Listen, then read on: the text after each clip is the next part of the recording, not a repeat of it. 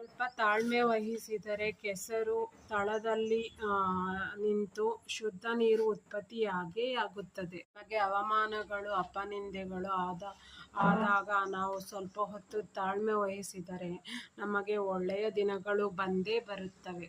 ನಮ್ಮ ದೇಹದಲ್ಲಿ ಎಷ್ಟು ಶಕ್ತಿಯುತವಾಗಿದ್ದೀವಿ ಎಂಬುದು ಮುಖ್ಯವಲ್ಲ, ಹೃದಯದಲ್ಲಿ ಎಷ್ಟು ಧೈರ್ಯವಿಟ್ಟುಕೊಂಡಿದ್ದೇವೆ ಎಂಬುದೇ ಮುಖ್ಯ. ಮನುಜ ನೋವಿನಲ್ಲಿ ಸಾವಿರಗಟ್ಟಲೆ ಕಣ್ಣೀರು ಹಾಕಿದೆ ಎಂದು ಕಷ್ಟಪಡಬೇಡ.